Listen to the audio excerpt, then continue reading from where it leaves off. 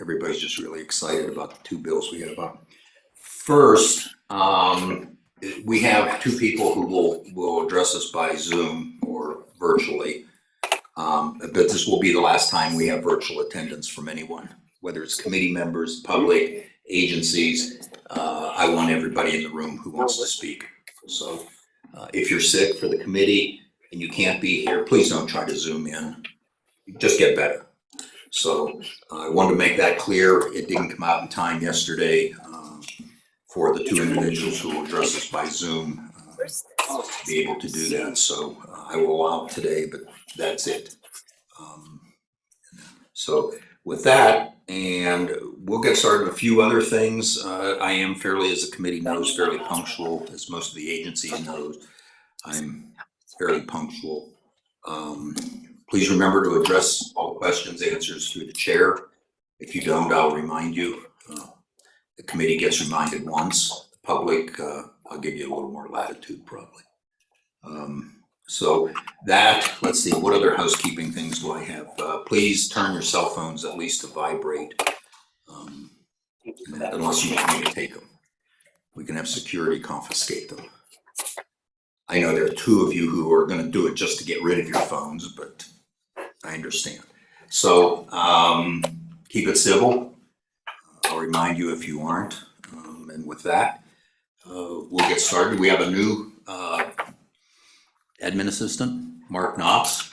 Mark, and you brought your bride with you. I did. To Yes. learn. She's my wingman. That would be me. And Her name is Denise. and Denise will be. She's a floater. I am. So if one of the committee supports can't make it, Denise will be filling in, and I've told her it's fine that she's here, see what goes on, and all of that. Thank you. And so the other thing is too, I have Martha and Scott will be vice chair, and I have Martha Lawley here.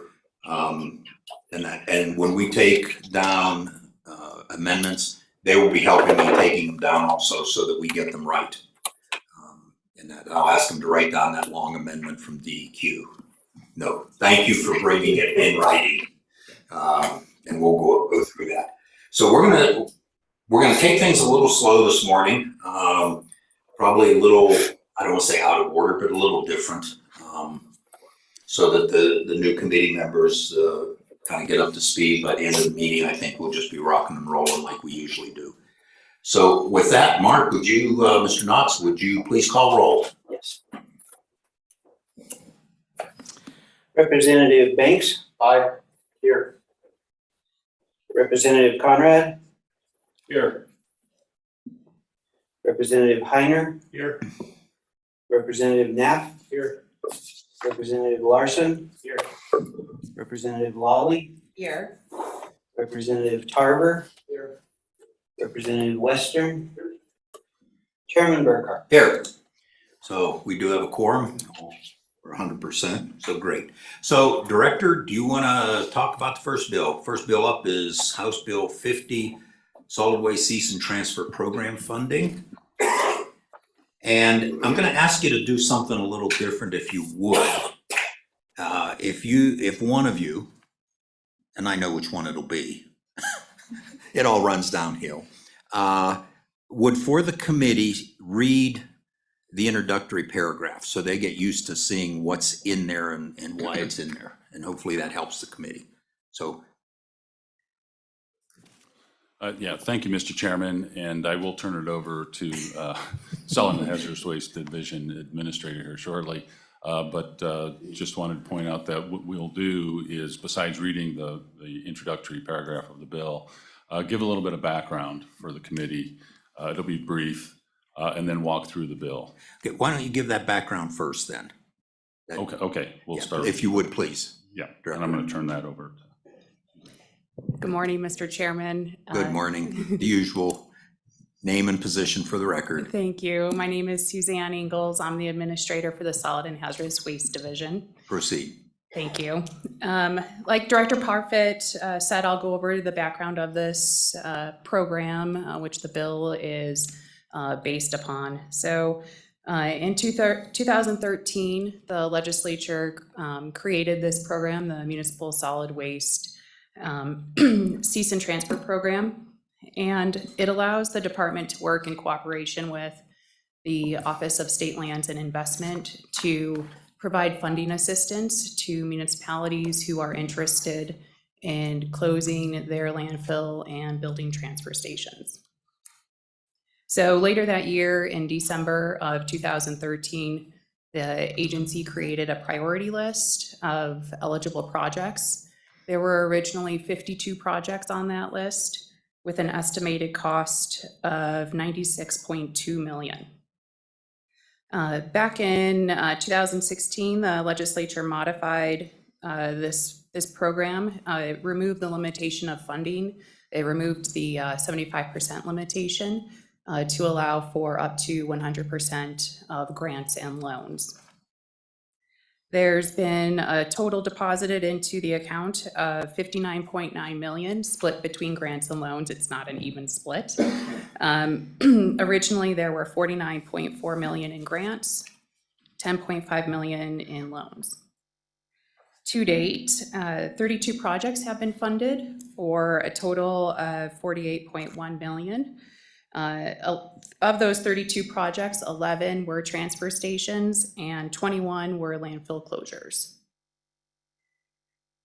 That means there's there are 18 projects remaining on the list. 8 of those are transfer stations and 10 are closures. And most recently, we updated the cost of 2 projects based on engineer estimates that were submitted to the agency, and we removed 1 project because it received funding. Also in 2020, the legislature modified this program where it designated $100,000 for municipalities to apply for the funds to manage dead animals. And we're making progress with those funds. We haven't had anyone come in yet. However, we are optimistic and hope to have movement with those funds soon. Since 2017, 12 entities have started repayments on their loan portion for a total of $1.7 million, and 10 projects have come in under budget for a total of $3 million. And all of those monies have been returned to the program account. So with all of those funds being returned, there is an approximate balance of $16.5 million, with $9.5 million in grants and $7 million in loans. So that's my brief summary overview of the program. Okay, thank you, Ms. Ingalls, if you just hold with us. So for the committee, this program really was set up to help our communities be able to close their landfills required by the EPA. They don't have much choice unless they spend a lot of money building a new landfill to meet the current requirements. And the state decided through the legislature that we needed to help those communities, and that's the right thing to do. And that's the reason for the program. This bill comes up. Does somebody have their mic on? Okay, thank you. The bill comes up. It's mine? Okay. Hold on just a minute. Yes, Kelly? Yes, that is. I was getting a tremendous echo up here. Thank you. Okay, so this bill is an annual bill, comes up at every single session, and that so that we can review that. DEQ creates the priority list and puts in the money that they've been requested. They keep it updated, and that's the reason for the bill. This is kind of we do this every session just to keep track of the money, help our communities, and you'll see that as we go through the bill, how much those communities are being helped. So Ms. Engel, if you would just read that opening paragraph, and that's more for the committee's edification of what the bills look like. We have quite a few new members, completely new to the legislature, and that's so that they kind of understand how we do these, and that would be a big help if you would. If you don't mind. If you do, I will read it. No, Mr. Chairman, I'm happy to read it. Okay, thank you. Sure. So, thank you. In front of you is House Bill 50, and it is a bill for an act relating to the prioritization of municipal solid waste facilities cease and transfer projects, authorizing expenditure of previously appropriated funds, establishing a prioritized list of projects, establishing a maximum amount to be expended on projects, granting the Department of Environmental Quality limited discretionary authority to modify the prioritized list, specifying expenditures for a carcass management project, providing definitions, requiring reports, repealing a prior list of priority cease and transfer projects, and providing for an effective date. Okay, thank you, Ms. Ingles. So committee, I just want you to get used to seeing what these bills look like. That opening paragraph describes what is in the bill, and it has to pretty much describe everything that's in the bill. So kind of sets it up what it looks like as we go through it. So with that, Ms. Ingles, and I will remind everybody, the meetings, even when we aren't accepting virtual testimony, they are all streamed live. There are people out there in the electronic world watching all of you right now. So if you wonder what your constituents are doing, they're paying attention to what you're doing. So proceed, please. Thank you, Mr. Chairman. Moving into section 1, which is found later down on the first page, as you go through it, it outlines the definitions, and further on page 3 has the list of priority projects and the estimated amount for each project. If you count them up, there's 8 transfer projects, 10 closures, and we've modified the cost of those 2 projects that we identified in our annual report because of those engineer estimates we received. Ms. Ingles, I'm going to interrupt you for just a moment, Yes. please. Thank you, and thank you for your patience, both of you, with this. Committee, if you go to page 2, line 6, you'll notice there's a quote of state statute, statute 3511-528. When we write bills, we don't write out all of those. We merely quote the statute. So at times, you need to go and see what those statutes say, what they look like, and that information. The other thing with our bills is the bills are not written necessarily in numerical order. They skip around due to the structure of writing a bill. So Ms. Ingles, please proceed. Thank you. Thank you, Mr. Chairman. Section 2 is found towards the back of this bill on the last page, page 6. And that section repeals the previous priority list. And following that is section 3, which makes the priority list found within this bill effective immediately upon becoming law. Thank you. And committee, if you go to page 6 and look at section 3, that's where we put in the effective date. Because some of these projects are currently in progress, there are probably companies out there working on them physically right now. We make this effective immediately so that those projects can continue, don't get shut down until July 1st, which is our normal effective date for bills. Okay, so committee, just real quick, is this helpful to you running through the bill like this? Okay, so with that, any questions, committee, for the department? Representative Heiner. Thank you, Mr. Chairman. Ms. Ingles, appreciate your attendance this morning and the information you've provided for us. So as I look at the fiscal note, we have a projected estimated cost for the remaining projects of a little over 31 million, with about 16.5 million remaining in the fund. So in order to fully fund this program, we would need about 15 or 16 more million. Is that correct? Ms. Ingles? Mr. Chairman, thank you for the question, Representative Heiner. That is a good point, and that is a fair comment. If all of the current projects on the list, if their costs remain the same, and if they are funded at 100% of their projected costs, that would be true. Not all projects are funded at 100% of the estimated cost. It fluctuates based on community need. And there's a potential that some of the the projects may increase in the future or they may remain the same. Proceed, Representative. Thank you, Mr. Chairman. So Ms. Ingalls, in your expert opinion, with all that the estimates could go up or down, would you recommend that we fund it at 15 million, or how much do you recommend as a department that we increase the funding at this time to be able to feel comfortable about having enough funds for the program to completion? Mr. Chairman, I think the balance in the account is sufficient for the projects that we're anticipating in the next year. I think it's something to watch closely as we move forward.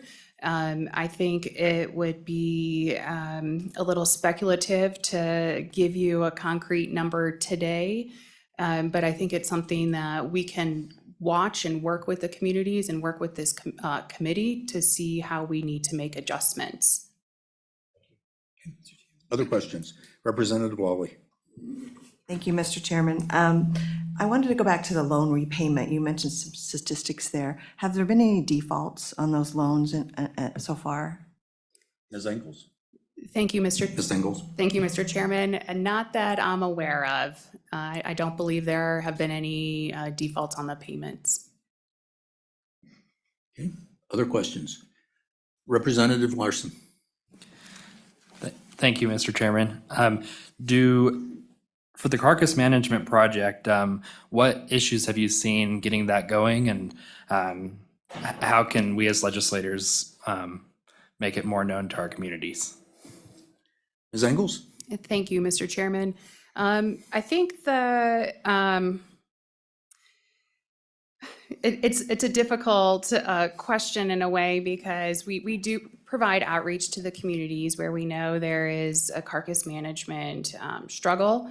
And I would encourage you as a representative to work with your community, remind them there is this pot of money that is available for them to apply for. We're optimistic. We were optimistic. We were supposed to have an application come in by the end of the year. It didn't work out because of timing on the community's part. We're still hoping that will come in. And we promote it every chance we get at our annual conference, one-on-one conversations with communities. And so it's there, but it's just going through the process to receive the funding. Other questions? Any other questions? Okay, committee. Thank you. If you would hang with us. So with that, I will open it up for public testimony. Any other legislators wish to speak on House Bill 50? Okay. Anyone from the governor's office? Okay. Any agencies? Any members of the public? Anyone? Last chance. So, and Kelly, I think that the two on virtual are for the next bill, correct? Okay. So with that, I will close public testimony. Committee? Mr. Chairman, I move the bill.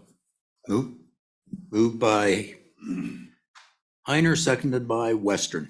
Okay, committee discussion on the bill? Mr. Chairman. Representative Heiner. Thank you, Mr. Chairman. The carcass management program has, it's been in there for 2 or 3 years now. Still continues to lack a lot of energy behind it. When we put this in statute, we obviously had a reason for it, but our communities are not jumping on that. Apparently, there's not that big of a need at this time, and I don't understand the reasoning. But I think we ought to watch that in the future and maybe consider taking that off of this project next year if we still don't have any response to that program. Okay.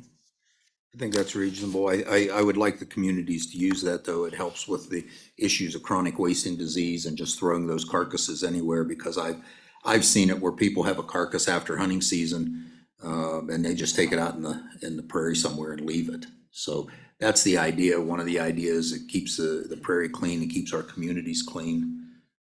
So yeah, but I think you have a very good point of, we'll just keep our eye on it. I'd encourage the department to get communities to do this. Some communities already had programs, mine does, so they didn't want any money, but I've seen some who have set up, call them dumpsters, to accept just carcasses for proper disposal.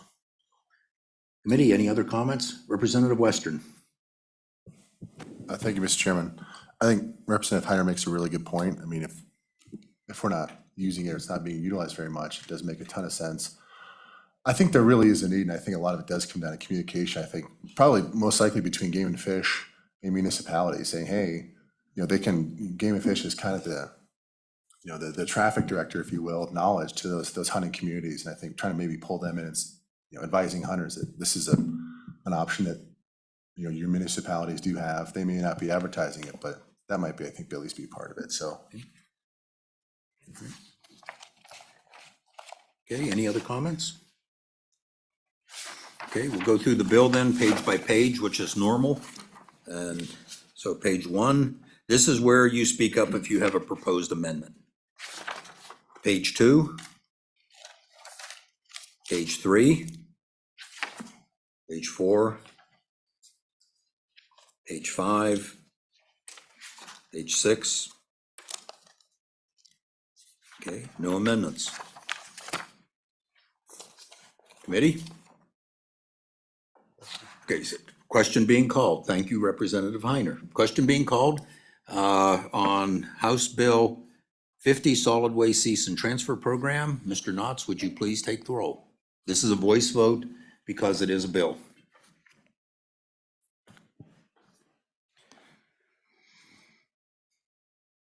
Representative Banks. Aye. Representative Conrad. Aye. Representative Heiner. Aye. Representative Knapp. Aye. Representative Larson. Aye. Representative Lawley. Aye. Representative Tarver. Aye. Representative Western. Aye. Chairman Burkhart. Aye.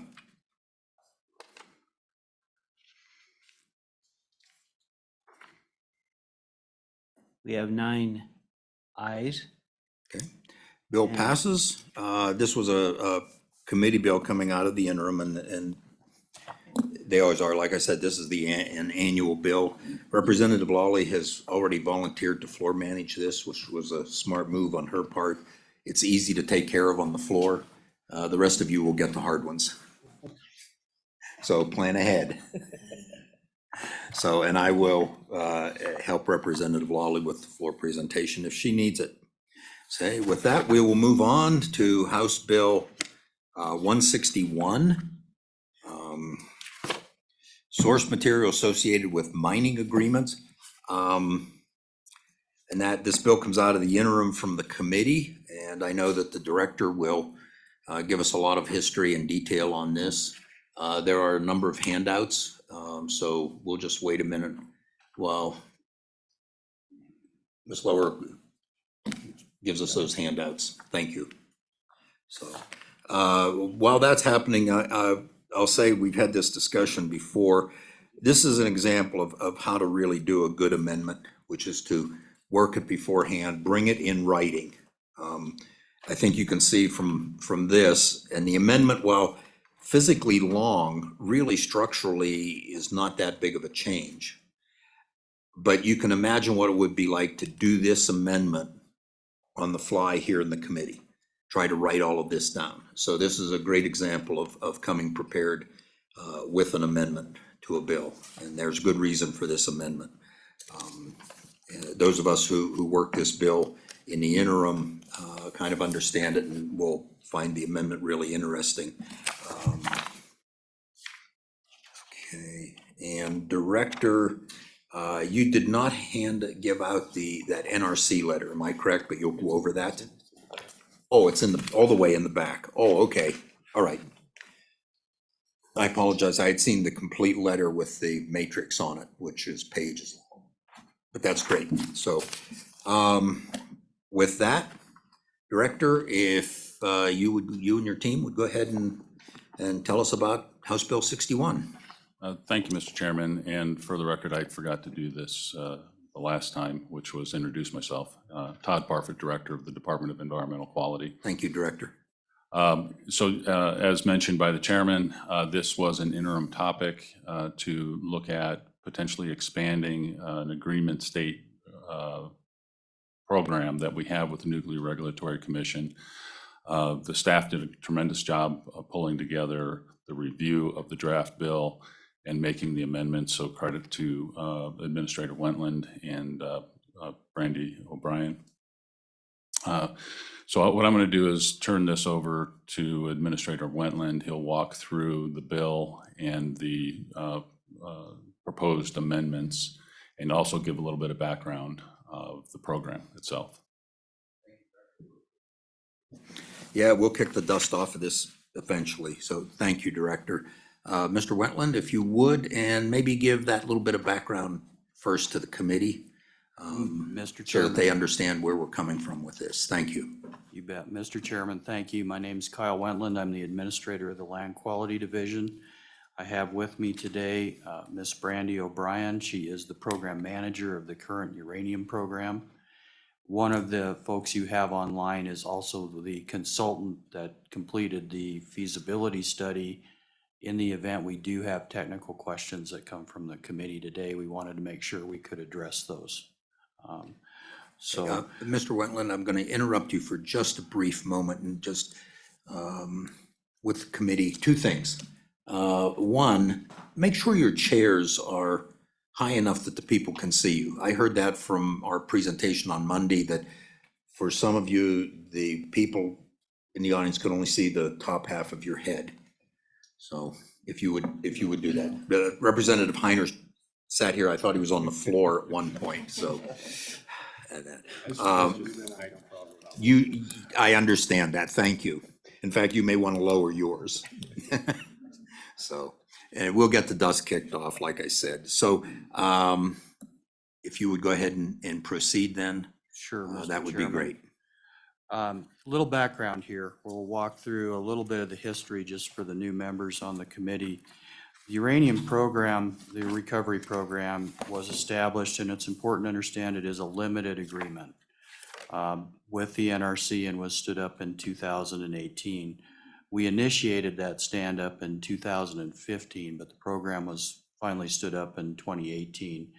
And that took over regulation in state of basically our in situ uranium operations, okay, and dealing with 11E2 material, byproduct material. The NRC typically grants agreement states in categories. So you have special nuclear materials a category, byproduct material, 11E2 byproduct materials falls under the byproduct material category. Source material is a category, and radium is a category. We currently regulate that byproduct material and 11E2 associated with the ISR facilities.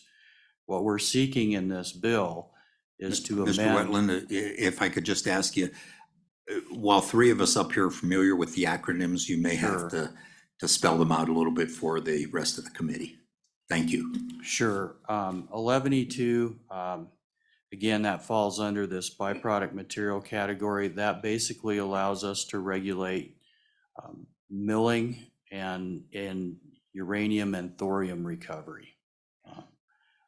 I would defer to Ms. O'Brien a little bit for a little more technical background on that. Just maybe she can be a little more clear with it.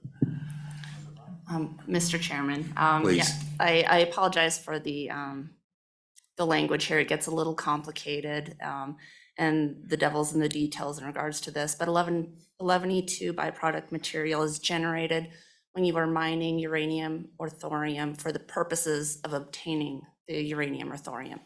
If it is just a side stream, then you don't generate 11E2. So, but it's just the particular category of byproduct material that we do regulate at this point. And for the committee, 11E2 is the section in the Nuclear Regulatory Commission rules. So, lots of acronyms, we all deal with them, and just trying to get you up to speed with those, and NRC is the U.S. Nuclear Regulatory Commission. So, Mr. O'Brien, Mr. Wetland, please proceed.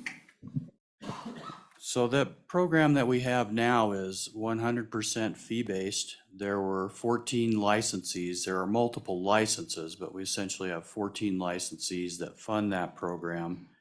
It's composed of 5 uranium recovery program staff, and then that also funds 3 land quality FTE, and then the program manager, Ms. O'Brien. Those offices are located here in Cheyenne. The bill in front of you today, when we get into that in the details, and the fiscal note, you're funding 2 FTE and then 1 land quality FTE is the proposal in the bill. So that's just the comparison. It's a very similar process and structure as to what we have with the current uranium program. What the bill does is it authorizes the governor to engage through a letter with amending our existing agreement with the NRC. And we're seeking again that limited agreement with source material associated with mining and milling in Wyoming. And this is kind of a key point here, and it'll strike to the definitions as we get into it. But what we're talking about more specifically or simply is source material that's recovered from any mineral resource processed primarily for the purpose other than obtaining source material content, okay? And again, as Ms. Bryan indicated, the devil is in the details of that definition. So, Mr. Wetland, just one moment, please. For the committee, source material is radioactive materials. It's a source of radiation, and that's why it's referred to that way. We have to conform what we do here with the NRC rules, and those are the terminologies they use. So little different. We already have agreement state status for uranium mining and milling. So rare earth materials could be produced as a byproduct for that. What's really in, and it's the NRC rules, if you're mining rare earths and produce uranium or thorium, you need a different license. So Mr. Wetland, please proceed. And I just wanted the committee, this can be a complicated issue, so. Mr. Chairman, you're absolutely correct. That's exactly where I was going with the next Oh, point. I'm So sorry. You're I great. will let you Thanks. proceed, No, please. That takes care of that one for me, so appreciate that. So with that in mind, the draft bill before you also represents, just for a little history, it was a committee bill and it was drafted out of the feasibility study that was also authorized through this committee this year. That feasibility study was released in October or early October, and this committee acted on that feasibility study on the October 28th meeting, 2022 in Casper. I'll interrupt you just again for a minute for the fine. committee. That feasibility study was to determine if we should do this. Is it feasible? Can we do this economically? Is there a good reason to do it? And that was the feasibility study. We funded the department, I believe it was $150,000, that we had a source for that money out of the governor's office. So they did that study. This bill then is subsequent to that study. The study said, yes, we can proceed. We have the ability, and that was the direction to the department, was to proceed with giving us the draft information and proceed with modifying our agreement state status. Mr. Wetland, please proceed. Thank you. And Mr. Chairman, the committee and the LSO office and Mr. Fuller did a great job drafting an initial bill to give us something to work from. We then very diligently engaged the NRC because it's important to have language in the bill that is acceptable to NRC for this purpose. We spent a good deal of time working on that, and you can see in your packet up there that we did get NRC's blessing as to the amendments that we're going to propose today in that draft language. And I think it's important to note one last comment here, introductory comment, is when we take this type of discrete sliver of a category that we talked about earlier, it's very important to try and make that sliver as broad as we possibly can. The language that you're going to see in the amendments represents that. And let me just look at my notes so I get this correct. We wanted to make sure we covered a number of components here so that we could keep that language as broad as possible. One is if we have some type of technology that comes out of the School Energy Resources Core CM project, it could potentially fall under this licensing in this amendment. If we have rare earths that come out of coal ash or coal, we wanted to be sure we could cover that. If we have a side stream that comes off rare earth processing, we wanted to be able to cover that.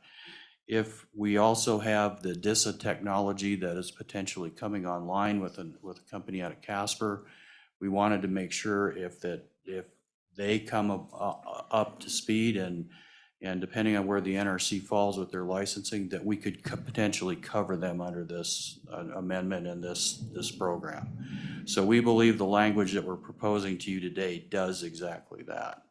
And the NRC also is in agreement with where we are with that language.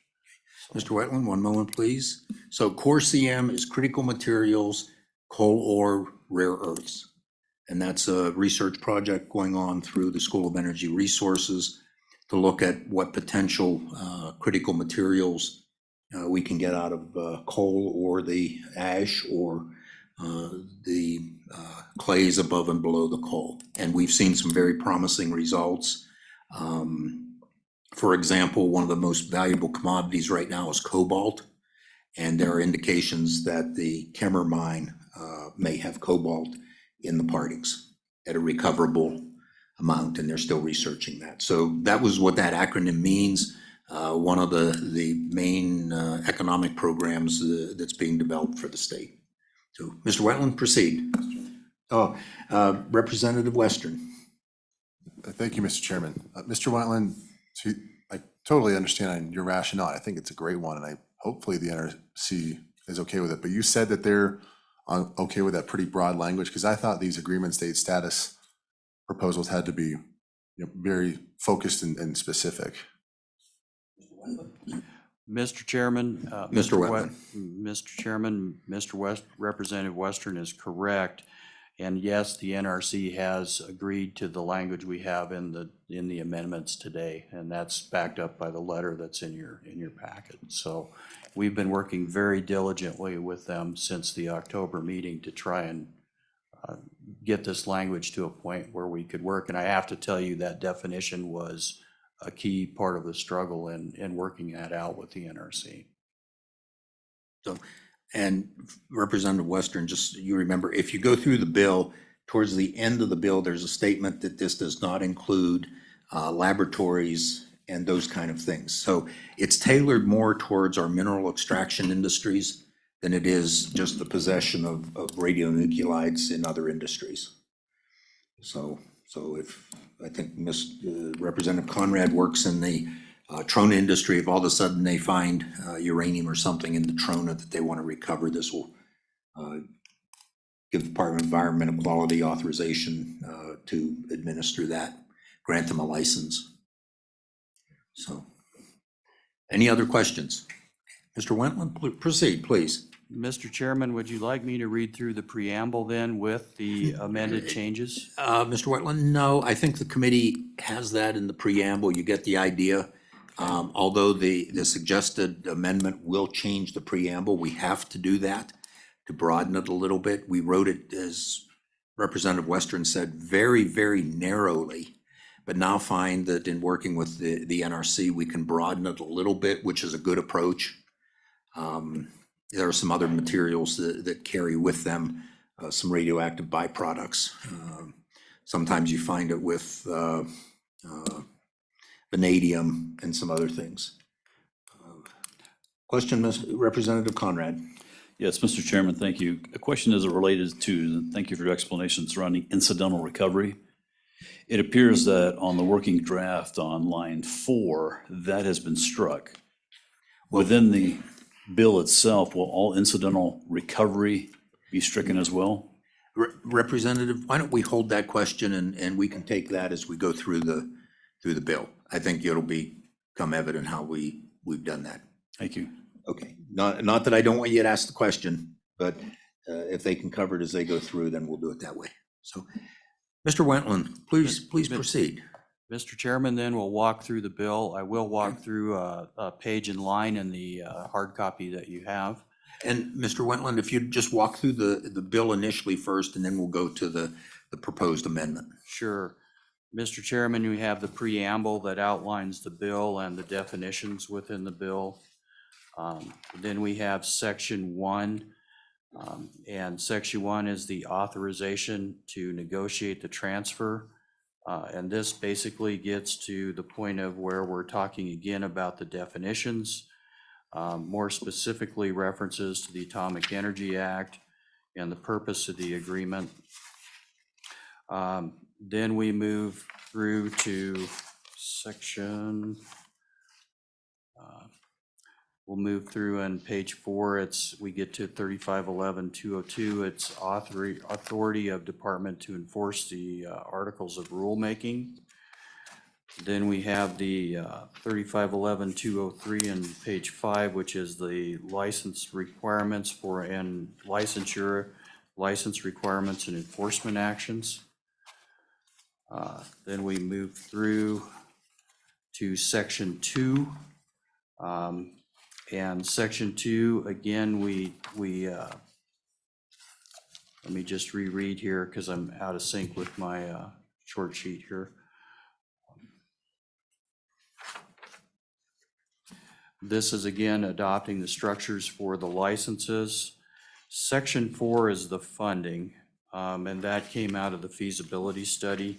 And that is also outlines the funding and appropriations for the stand-up of the program.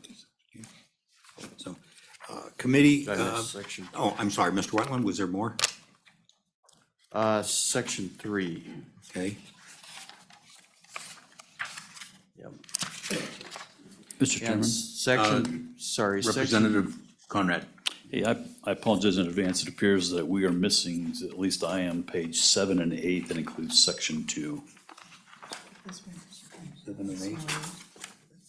Is this? There. Okay. No, that's okay, Mark, that's fine. Okay, so committee and members of the public, what we're looking at here is the original bill draft along with a suggested amendment from the department that includes the entire original bill draft with the amendment in it. You have to remember that what the department has given us is a recommended amendment. It is not the actual bill. The actual bill is the one that came in your packet today.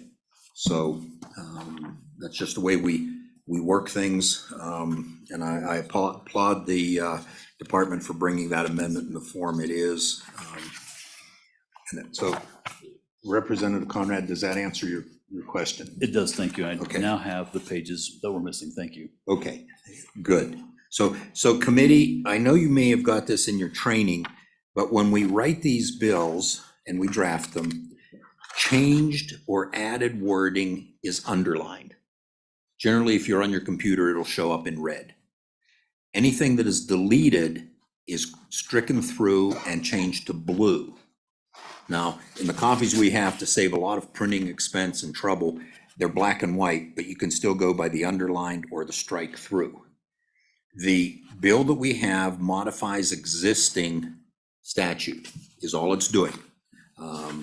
And if it was new statute, that would appear first, and then it changes to existing statute would appear second, which many times puts the bills out of numerical order. So just a caution there. And then at the very end, on a bill, not this one, but others, you have a section in which deleted sections are indicated. So it can be a little confusing. If you have questions for this or other bills, see me or Representative Western or Heiner or Knapp, and we can explain that to you. So any questions on formatting and all of that? Okay, please proceed. Mr. Chairman, my apologies too. The director alerted it to my attention that I missed section 3 in my walkthrough. And that is where it authorizes, the bill is authorizing 2 FTE to stand up this program. Thank you. Mr. Chairman, with Mr. that, Whitland, I'm going to interrupt you again. I You bet. apologize. We're kicking the No, dust you're off fine. and airing up the tires and that. So committee, when we have an agency or anyone in front of us, is it more of a question and answer format? We don't debate them. We don't lecture them. We get the information we need to make good decisions. When I open it up to committee discussion is where we in effect get our say with each other. So just wanted to be clear on the process here. Like I said, we'll take this slow. The other thing is, I think you've noticed 2 photographers in and out of the room. Get used to it. We're all new. They're here taking pictures of you, and I hope you weren't doing anything strange for the picture that shows up on the front page of your local newspaper. And also, we have the state of the state and the state of judiciary this morning. We will adjourn in time for those, and if need be, carry this over till Friday, but I don't think we'll need that. So thank you for your patience, Director, Mr. Wetland, Ms. O'Brien. So, Mr. Wetland, please proceed. with that, Mr. Chairman, we'd like to just walk you through the amendments at this Okay. point. So committee, let's use the amendment that was handed us by the department, and that's this one. It's colored. They were nice enough to color it for us, that they also gave us a matrix, which you guys did great on helping with this amendment. I wished everybody would do things like this. So you have also with it a matrix in there that indicates why the changes, what they do.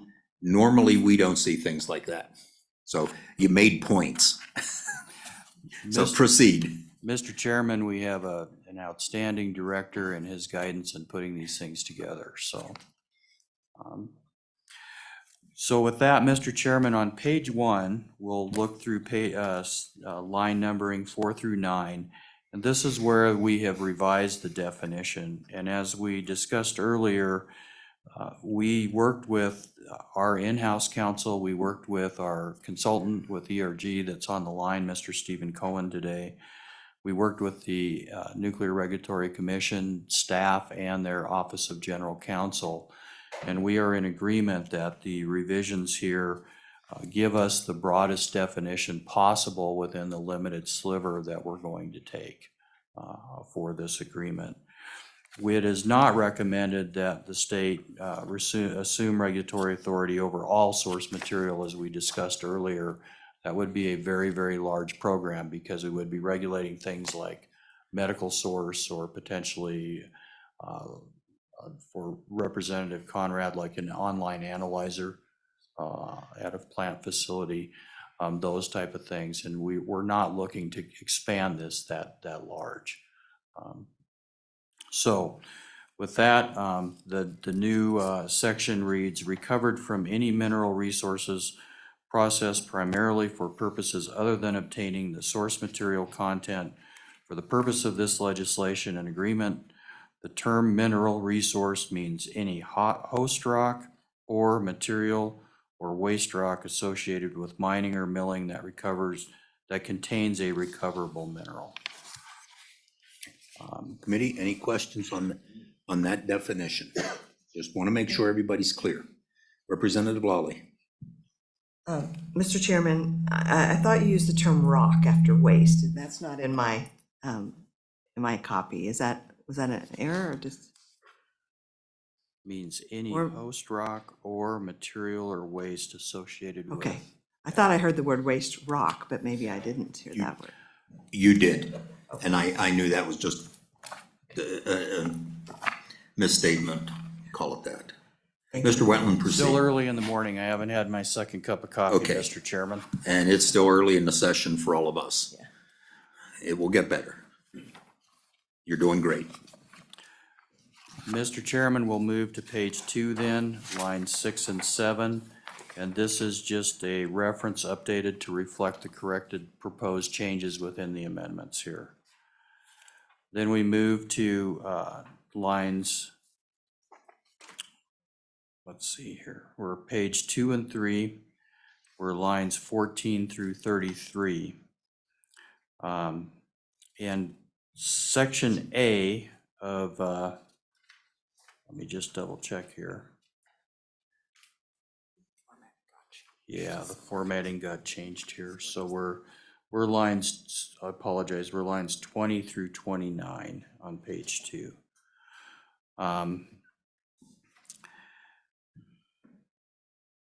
This is where the proposed changes for the bill in the original statute is where, this is where the governor's authority to engage NRC to become an agreement state was located. The language was added to this section to allow the governor to engage the NRC to amend the existing agreement to include source material recovered from any mineral resources. And this is important because this is the first step when we go to engage the NRC. It requires a letter from the governor. Okay. We'll move to page 3 then. We are lines 4 through 8.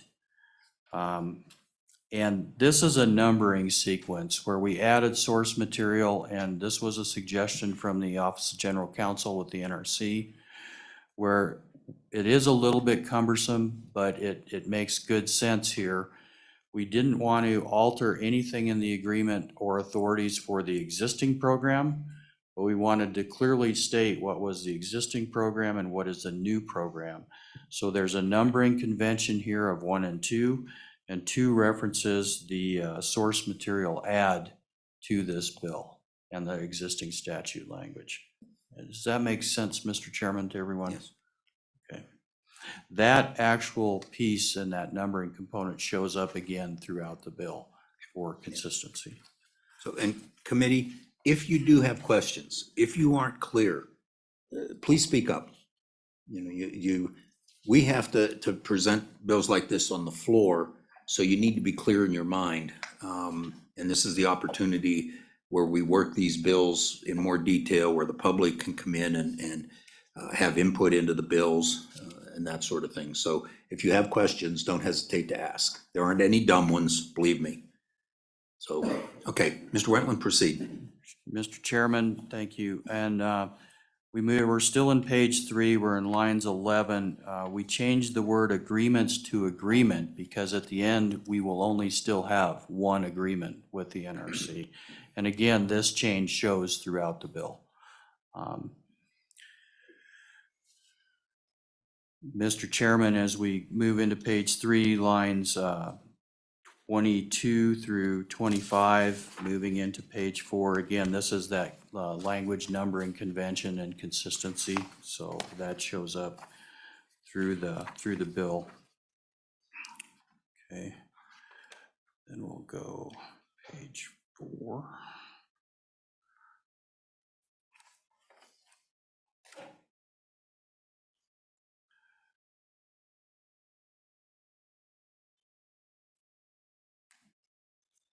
Yeah, line 15, I'm just reading through. Again, in the pages in lines 5 through 12, I'm just double checking my notes here. Again, we're in that numbering convention and corrected reference. And then when we get to line 15, this is where we're changing it to source material or byproduct material. This language was updated again to more accurately reflect Wyoming's existing agreement. This is a small change, but it's an important change. Okay. We get down in page 4. Again, we get through line numbering 24 through 27, and we have some consistency language there as well for the numeric sequence, and that moves over. Yeah, that's page 4. Page 5.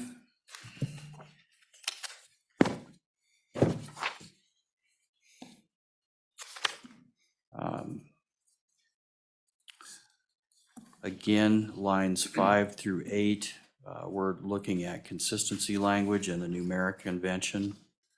We move to page 6. Again, we're referencing that numeric convention in lines 3 through 7 and updated definition components there, and that is also true in lines 13 through 17 of page 6. We move to page 7, and we're looking at lines 4 through 6. And this is language reflecting the category of material that we're taking to be added to the agreement. And then in lines 11 through 15, again, this is numeric convention and definition convention. We move into section 2 then on page 8.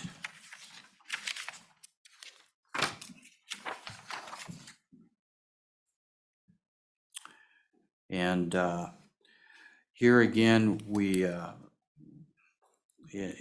in lines 10 to start with, and this was a cross-reference that was updated to reflect A instead of F that is needed. Lines 12 through 16, this language is describing again the category of material to be added for convention and consistency. Lines 22 through 26, again, this is language describing the category of material consistency. We move to page 9. And again, in lines 17 through 22, we're just, again, consistency of that definition language, and then also the correct cross-reference in line 15. I am going to back up on page 4. I would like to go back to page 4 just for clarity, because Mr. Chairman, you did bring this up earlier. This has been an item that has been discussed with the folks of our laboratories in the state of Wyoming. And we are making this, make sure I get the right line here. 14 through 17. Yeah, 14 through 17, and this is where we are calling out that this agreement does not apply to those commercial labs specifically. I just wanted to go back and call that out to make sure that folks knew that we are not looking to regulate those laboratories. So committee, with that one, and this was what we heard in the interim, a lot of those laboratories, they don't object to this, but their concern is if the state has an agreement state status, they may have to reapply for their licenses, which they don't want to do. Getting an NRC license takes a lot of time and a lot of money. Most of our companies in Wyoming very much enjoy doing business with the state agencies rather than the federal agencies.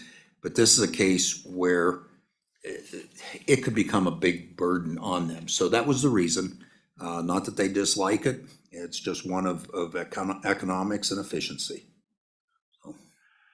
Mr. Chairman, and I would go back to page 9 again on the funding. Again, we're looking to add 2 FTE at the ENR 11 level for the stand-up. And again, we have to generate rules, guidance. There's a lot of interaction with the NRC that takes place in order to get this program stood up. That's what those people are. What that broke out to and what we presented to Minerals in October is the existing program managers on an annual basis, it would be 81,000 is what we're looking at for that. 369,000 for the 2 FTE. We did allow for 10,000 for additional consulting fees for a total of 460 per year for 4 years to get to the 1.84. Representative Heiner. Thank you, Mr. Chairman. And I would like to preface my question by saying this is top shelf work, Mr. Wetland. I appreciate what you guys have done in a matter of just a few months of getting concurrence with the NRC, which is an organization that's historically very difficult and slow to work with. And you've got concurrence with a big program change here. So I applaud you and your efforts over these last few months to come to this resolution with them. to be able to implement this piece of legislation. But going back to the appropriation, question I have just for clarification, Mr. Wetland, we're asking to appropriate 1.8 million for 4 years, but on line 6 of page 9, it says you would also include these full-time positions in your 2025, 2026 biennium budget. So am I missing something here? Are you double dipping, or is that because you're going to go back for your next biennium budget and put these FTEs in there? Will that request additional funds in addition to the 1.8 million? Mr. Chairman. Mr. Wetland? Mr. Chairman, we're not trying to double dip here, and this was in the original bill. I might ask the director if he could chime in here a little bit on this one. Director? So, Mr. Chairman, I think the intent is that once we have the program stood up, which would be 3 to 4 years, then we would be looking at having those 2 additional FTE or full-time employees as part of the standard budget once we have the program stood up. But we would, I think you're right. I think that we have to look at the budget year and make sure the budget year is appropriate after you have the program stood up. Representative Heiner. Thank you, Mr. Chairman. So if we appropriate 1.8 million, that's for 4 years. So then you would go back in your 2027, 2028 budget to add those FTEs in, because you would already have appropriations for 4 years. Is that correct? Director? Mr. Chairman, I believe that's correct. Because the intent is we have 4 years to stand up the program, and then we want to have those positions, those 2 positions, become part of the standard budget for implementing the program once it's stood up. Mr. Chairman, I think you're correct, and I think we just would need to update those numbers, possibly as an additional part of this amendment. Okay. Thank you, So- Representative Heiner. Representative Lawley. Thank you, Mr. Chairman. While we're on the subject of the appropriation, was I correct in understanding earlier that the numbers for the appropriation come at least substantially from the study that this committee commissioned? Is that correct? Mr. Wetland? Mr. Chairman, that is correct. The study numbers are slightly lower because at the time the study was published, we didn't have the revised direct, indirect, and wage fees that were coming through the legislature that approved for the staff. So the presentation in October 28th and the PowerPoint with that, it'd be page 6, references the correct 1.84 that we presented to the committee. Committee, other questions? One thing I will add is that the proposed amendment, the changes, we wrote this bill assuming what we already knew from the previous agreement state status, which was it took us 3 years and I believe over $3 million to achieve that previous status.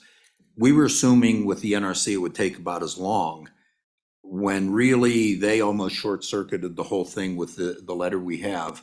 And as Representative Heiner said, this is almost unbelievable that they acted that quickly. And that they've been under the gun by other federal agencies, by the current administration to kind of move a little quicker on some of these. So this is great. That's the main reason for this proposed amendment, was to we've just leaped ahead probably 6 months to a year, I think, if I'm correct, in getting the revised agreement state status. Am I correct with that? We've jumped way ahead. Mr. Wetland, go ahead.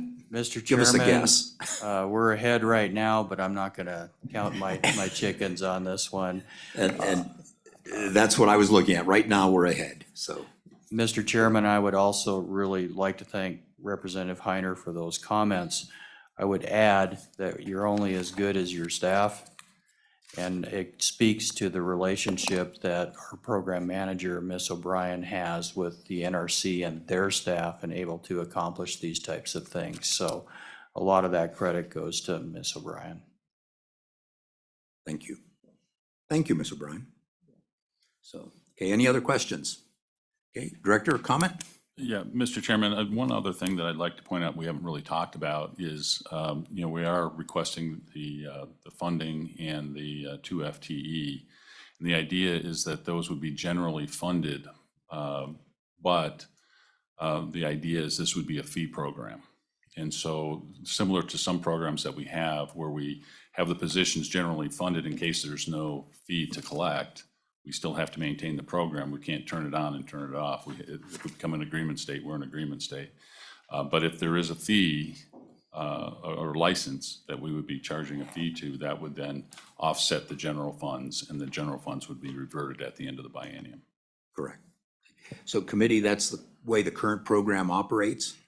The uranium miners pay a fee. They get to deal with the state. And if you want to do estimates on budget, if you go for an NRC license directly, it's probably going to cost you around 3 years' time and $3 million in cost to get a license. Dealing with the state, which we'd all much rather do, you probably cut both of those in half. So that's that, and I think, I don't want to steal Mr. Detai's thunder on that. I think that's what you can say, what's the benefit to this? Plus the state gets to oversee a program with our own miners and our own production, which I think is what we want to do. And that the department has to comply with the federal rules. Don't get me wrong, they don't get to write their own rules. But it's the benefit of being able to walk into an office here in Cheyenne and sit down and discuss a problem rather than trying to do it over the phone with a federal agency. So, Mr. Wetland. Yeah, Mr. Chairman, I would just add on the director's comments there that this program is structured similarly where once stood up, that fee would pay in concept for those 2 FTE and then 1 land quality FTE. And that's where the return for the stand-up costs come from. Representative Heiner. Thank you, Mr. Chairman. So Director, just for my clarifications, the first 4 years are just upfront stand-up costs, and there's no fee-based recoup of those costs. So this $1.8 million is appropriated from the general fund, or proposed to be appropriated, and that will not be recouped. But in your 2027 budget, when you ask for a continuation of those FTEs, that will have justification based on fee-based and the 500 plus 500,000 a year plus, whatever that is. But that will be in your budget continuing on from 2027, that is a fee-based from that point on. Is that correct? So, Mr. Chairman, Representative Heiner, let me try to clarify that a little bit, because I don't know that that's exactly correct. The biennial budget request would be for general funds. It would be known that that's a fee program, but if in the event that there are no licenses, we have to be able to maintain the program, or we would have to revert the program back to the NRC and kind of start the process over. The idea, though, is that we would hopefully have licenses, and even though we're getting an appropriation through the generally funded, we would offset that with the fee, and then we would never expend those funds and return them at the end of the biennium. Mr. Chairman, I would add to that too, that's part of why we wanted to get that sliver, the definition of that sliver we're taking as broad as we possibly can to incorporate as many possibilities for licensees that could be out there. Okay. Representative Western, did you have a question? I don't want to miss it if you did. No, Mr. Chairman, thank you. Just kind of dovetailing on Representative Heiner's was just kind of the balance of that refund depending on the number of licensees, the total amount, and if there is that difference between the two, that gets credited back to the general fund at the end of the biennium. So, Mr. Director? Chairman, similar to the way the NRC or the Uranium Recovery Program is structured now, it's prorated by the number of licensees. So if you have one licensee, that one licensee will bear the burden of the entire program. All 500. Yeah, all 555. Correct. Okay. Director, Mr. Wetland, Ms. O'Brien, hang with us. There'll probably be some more questions with that. I'll open it to public comment. I don't see any other legislators in the room. Don't get so excited, Mr. Detai. Anyone from the governor's office? Ms. Thompson? Nope. Okay. Any other agencies? Okay, Mr. Detai, now you can run up here. Mr. Chairman, this is exciting. I am excited about it.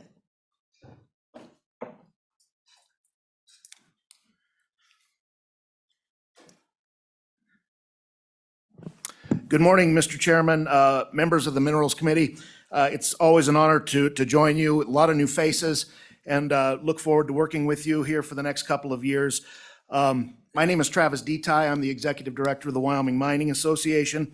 And just for the benefit of the new members who we are, we represent the state's coal companies, trona companies, bentonite companies, uranium companies. We're the nation's leader in the production of all of those. We also represent two companies that are developing rare earths, and we represent one company that's developing gold out west of Cheyenne. So I think I will get back to why we are asking for this. Number one, what are rare earths? So rare earths are things that are not really rare, but are only found in all over the place, but only in concentrations where they're economical to mine. And Wyoming has got right now probably one of the richest deposits in North America of rare earth minerals. We have companies looking at developing this up in the Northeast. We have another deposit in the southeast corner of the state that we're looking to develop. And so the reason we're asking for this is to kind of get our regulatory ducks in a row so that we can develop this, these elements, so that we can bring a new industry to the state. Rare earths, minerals like diprasium, neodymium, and other things that you have to tear your tongue out to pronounce, but they're used in everything, from your cell phone, from wind turbines, solar panels. The press towards electric vehicles are going to need a tremendous amount of these rare earth elements in order to produce these things. The market is there, and it's going to grow. It's going to grow enormously. Right now, the country of China controls the rare earth market, depending on what publication you read. Between 95 and 97% of all rare earths around the globe are controlled by the Chinese. The United States is not even on the playing field right now. So the opportunity to develop a new and exciting industry, to provide jobs, to bring revenue to the state of Wyoming is there, and we've got to take advantage of it. And the state has made the commitment to do that. If you look at what's the work that's being done by the Wyoming State Geological Survey and the University of Wyoming School of Energy Resources, they've received millions of dollars in federal funding to locate critical mineral resources in Wyoming, to do the groundwork so a company can come in and doesn't have to do that to start with. And in the next 2 years, almost $4 million in airborne geophysical surveys will be flown over central and southern Wyoming to identify the mineralization trends. And these type of surveys are critical to attract the interest of the private industries, the miners that are going to develop those resources. These were largely funded by the U.S. Geological Service and through ARPA dollars through the state of Wyoming. And additionally, the state legislature appropriated $130,000 towards critical minerals research, and $50,000 of this went towards those surveys. So the state is committed, and we are doing this.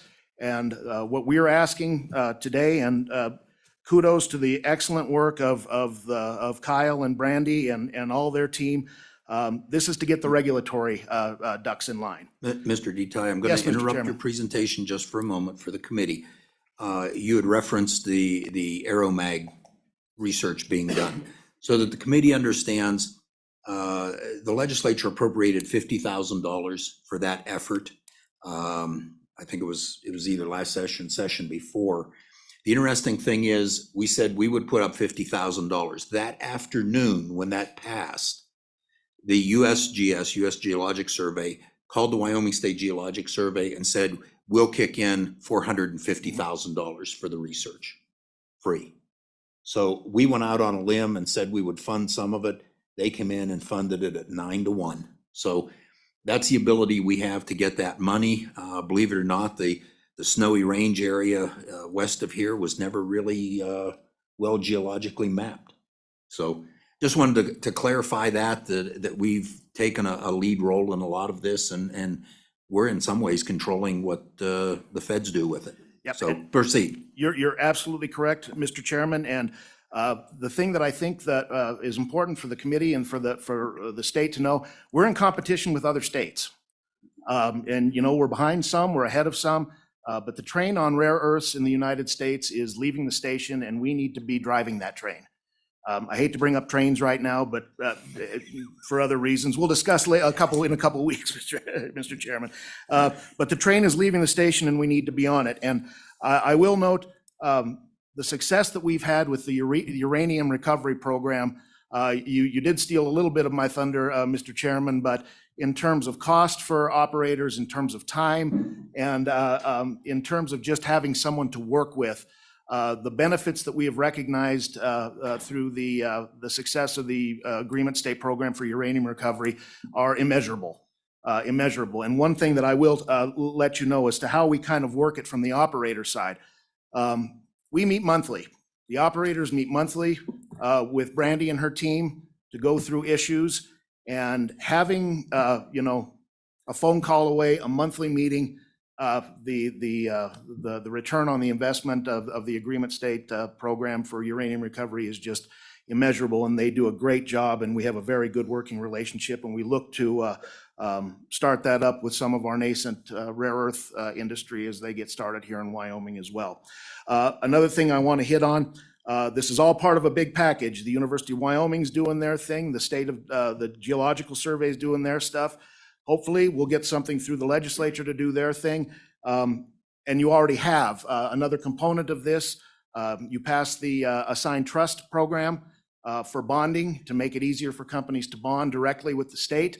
That was a great bill. We look for some of these new companies to take advantage of that. So all the pieces are coming together, and this is just another component of that. And we would respectfully ask for you to, and we're very happy with the amended language.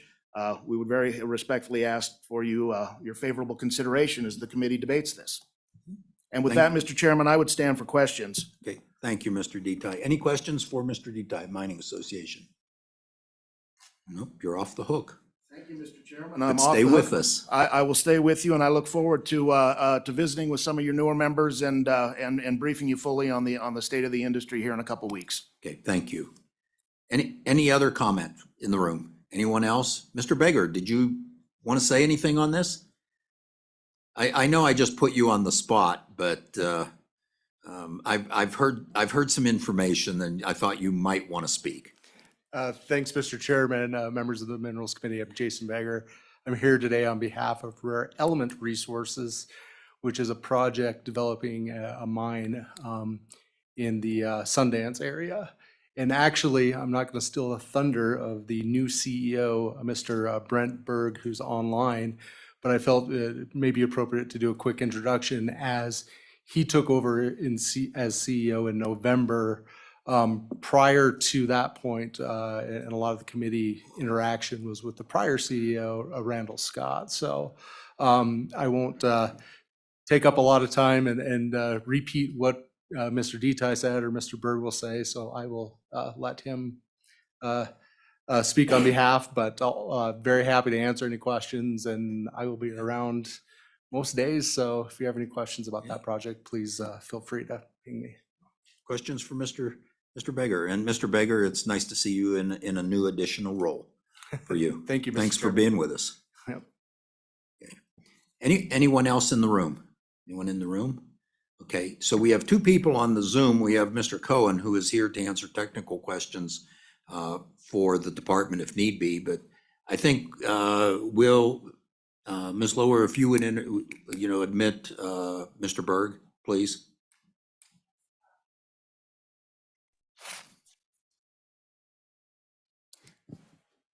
Good morning. Can you hear me? Mr. Berg, we cannot hear you. Are you muted on your end? Can you hear me now? No, we still can't hear you. He's not He's- muted. Okay, so do we have a technical issue?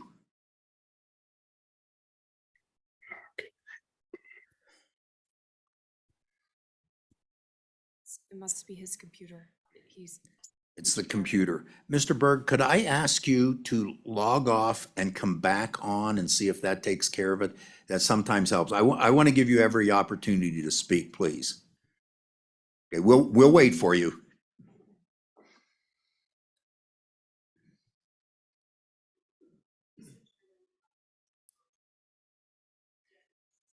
Okay, thank you. And when Mr. Berg comes back in, just go ahead and admit him directly.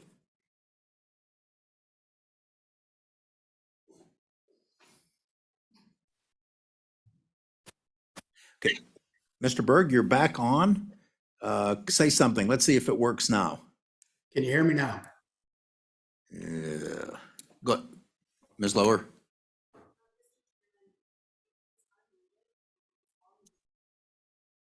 Mr. Chairman, this is Stephen Cohen. I can hear Brent on my Okay. computer, just Mr. letting Berg, you could you know. try adjusting your volume on your end? See if that helps.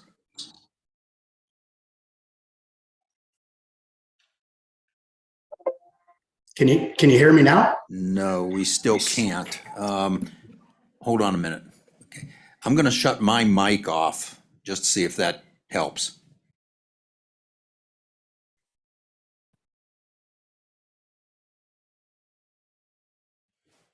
Mr. Berg, if you have a different device to try, perhaps, we can't hear you from whatever you're using. Okay, I'll try calling in by phone. Mr. Berg, we still can't hear you. I'm sorry. We'll work through this a minute. Just bear with us for a minute.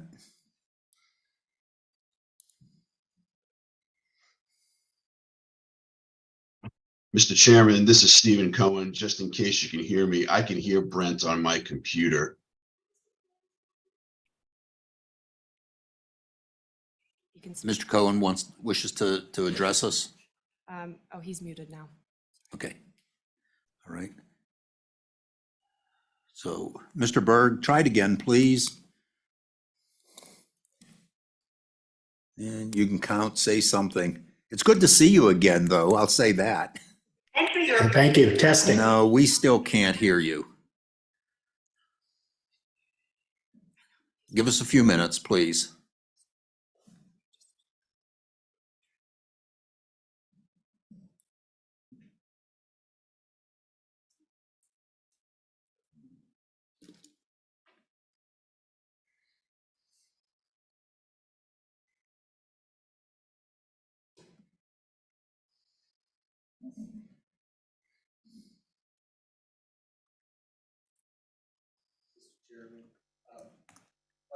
Mr. Beggar, please. Other representatives from the company say they could hear him online, so it It must be in here. Ms. Lower, are we high enough volume on the speakers in the room? Yes, Mr. Chairman, we are on full volume. Okay. I have all of the volumes.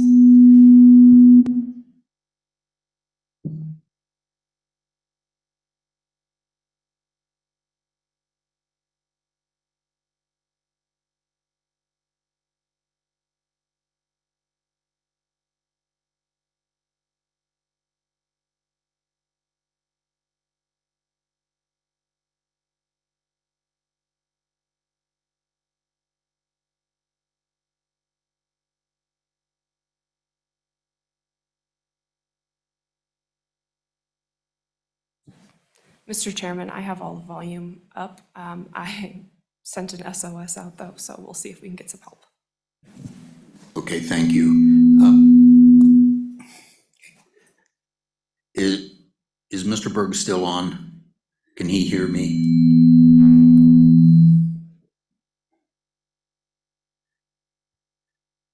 Mr. Berg, if you can still hear me, we have requested one of our IT people come in and hopefully help us with the technical issue. And we'll see how that works. Please hang with us. So committee, if anybody needs a break or anything, now would be the time to do it. But please come back quickly.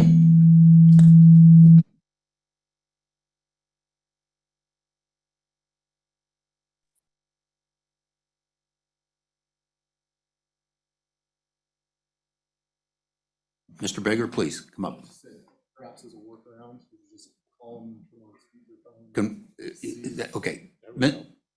Ms. Lower, could we do that? Could we use the speakerphone and just let him call in? I think if it's next to a mic, we could all hear that. Issue right now. I don't know why our displays have gone dead. Okay. I have to. Let's try that workaround if we could. And I will ask that everyone turn their mics off if you have them on. That usually will help with this. And that I really would like to hear from Mr. Berg.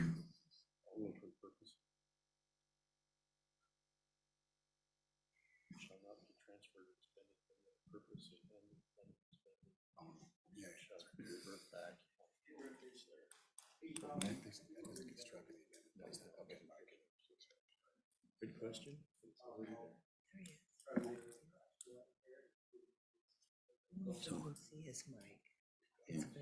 Okay.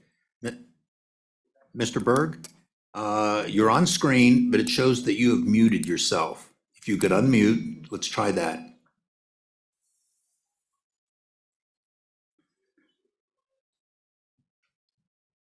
No, it still shows you're muted. So I've got him. you've got him on cell phone. I'm gonna Oh. turn, or, Old-fashioned volume here. yes, okay. So I'm going to turn my mic off so that we don't get interference. And Mr. Berg, we have that arrangement set up where Mr. Beggar has his cell phone on, and I think we can hear you that way. If you would, please proceed, Mr. Beggar. Thank you, Mr. Chairman, and members of the committee. Can you hear me? Yes. Let me just first say that we appreciate your leadership and interest and support that you show proactively promote further diversification of Wyoming. We're proud of Wyoming First Earth project under development. Has a long history of developing, delineating the Bear Lodge rare earth mineral deposit in Sundance. We're progressing a processing and separation demonstration plant in Upton and plan to utilize it from that demonstration plant for the Bear Lodge and a full-scale future. We're currently working diligently with the Nuclear Regulatory Commission to obtain license small amounts of occurring radioactive material incidental to the rare earth material. In our case, very low amounts of the demonstration project. The demonstration project license won't be impacted by the potential agreement state amendment. The full-scale rare earth plant, which would potentially be a licensed Wyoming agreement status if this amendment's progressed. As you know, working with can be a variable process.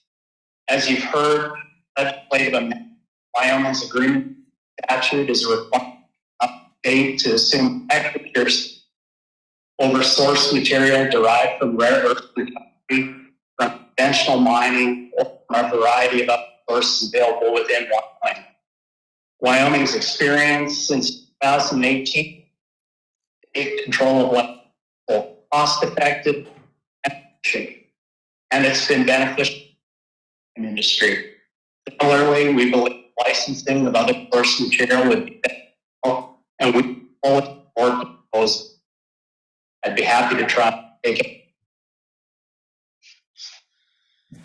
Thank you, Mr. Berg. And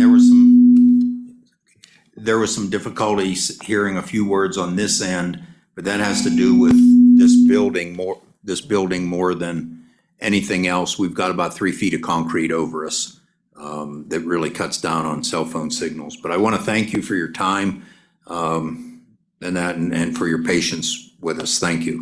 Okay, any questions for Mr. Berg? Okay, with that, any other public comment? Public input, last chance. Okay, I'll close public comment.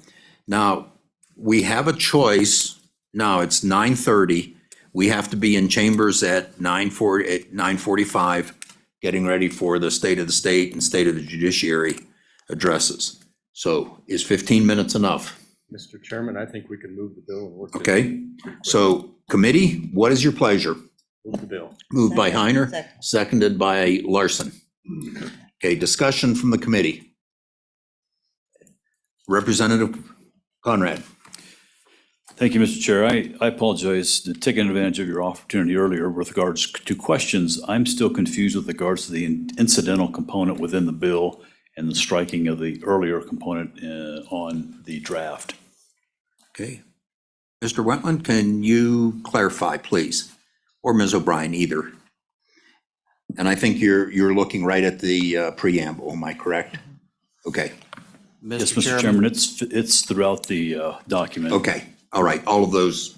Mr. Wetland, please. Mr. Chairman, I'm going to have Ms. O'Brien answer that question. Ms. O'Brien, please.